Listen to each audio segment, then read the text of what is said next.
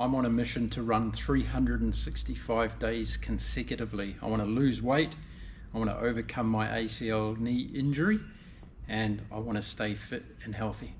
Come along for the journey.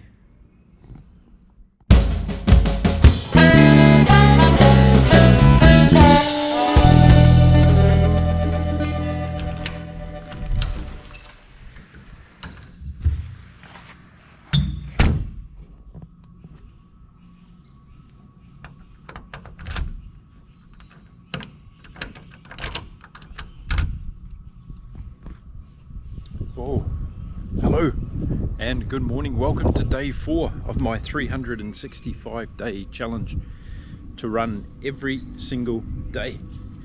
And we've got a bit of overcast weather this morning. It's looking good. It might have rained last night. Fantastic. It's a little bit cooler, it's fresher, and it's all good this morning. So day 4, and today, after running a PB yesterday, I'm going to take it easier today and just run a longer run, go back to my 20 laps, and yeah, just over 6 kilometers today. So that's the goal. And look, it's pretty cloudy up there. We might even get a bit of rain, which is good. Starting with a little bit of a warm-up. Important to get the body moving. I do a couple of stretches inside before I start, but it's good just to get a bit of a walk in as well. That's the way I'm going to start off this morning anyway. So in this video, I'm also going to talk today about my eating plans and how I'm controlling that. So I have been doing intermittent fasting for quite a while now, and I'm going to share with you later in this video a little bit about that. So if you're wondering about fasting and how it works, particularly when you're running and doing exercise, I'm going to give you my version of those events anyway. Okay. So let's get going, get this run underway.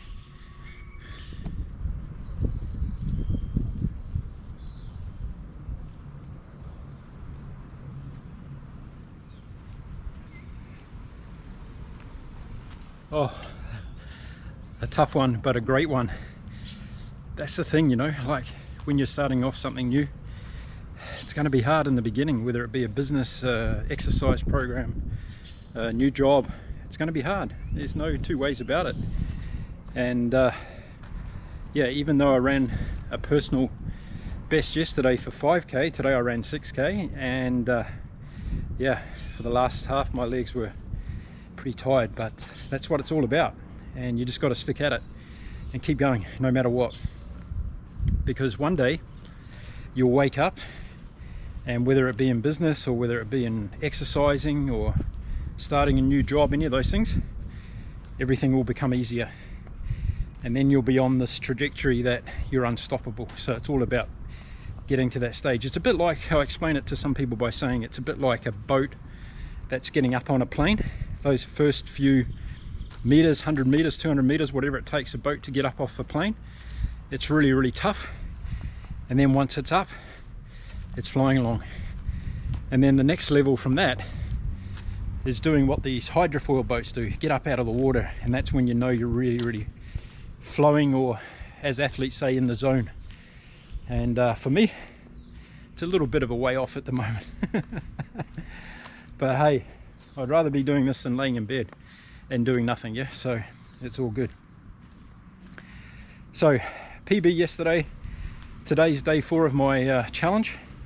And someone asked me yesterday, 365 days, how are you going to do that? I said, well, you're married, how do you plan to stay with your wife for 365 days? Like, you keep working at things, right? And you keep living little milestones and living in the now.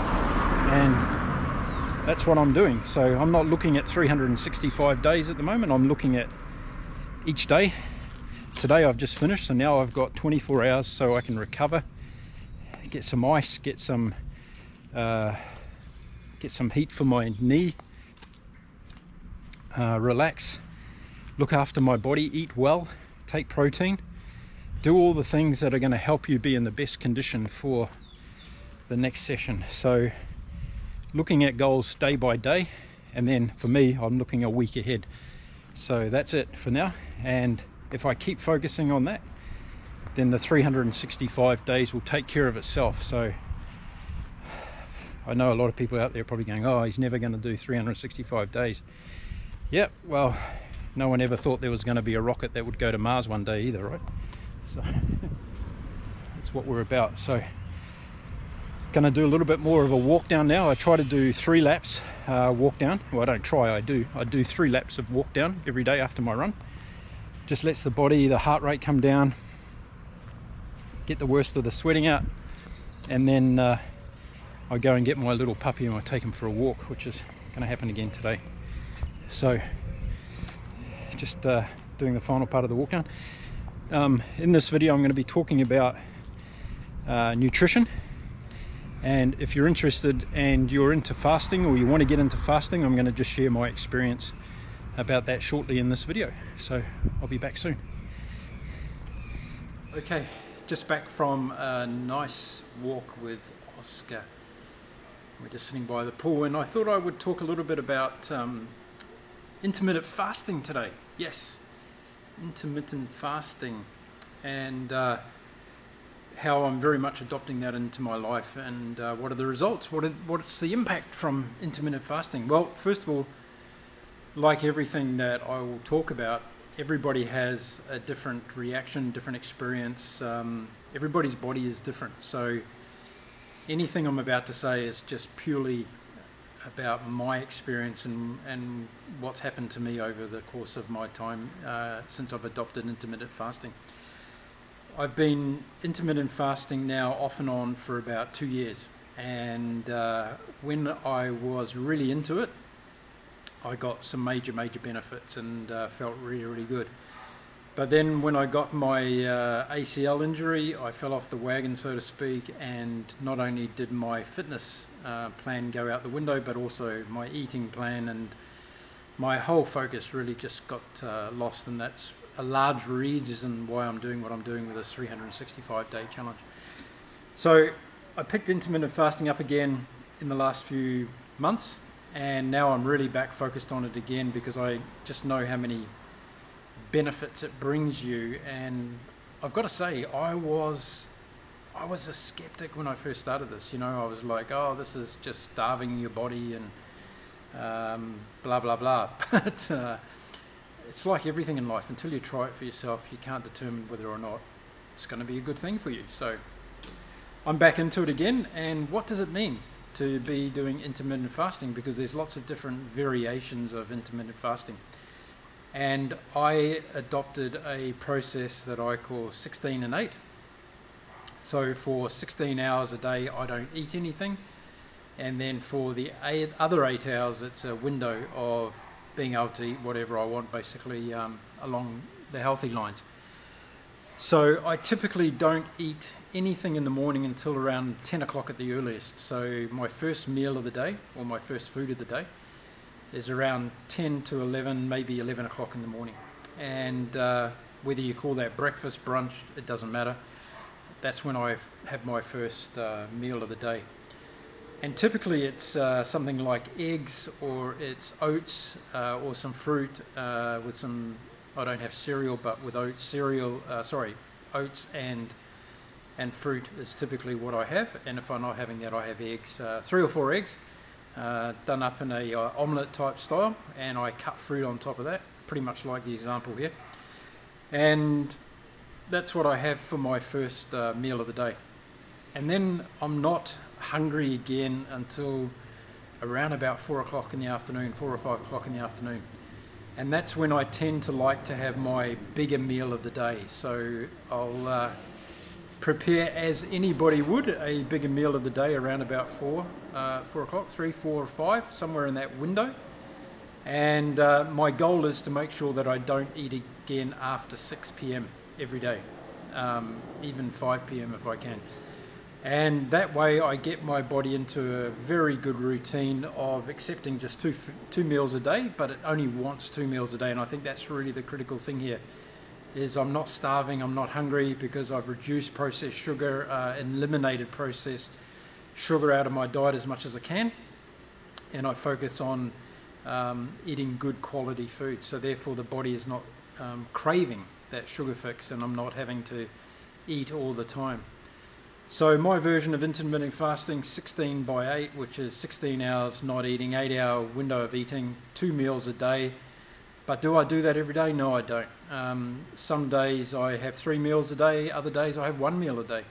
So it's like most things in life, if you can find a balance, then it really, really works.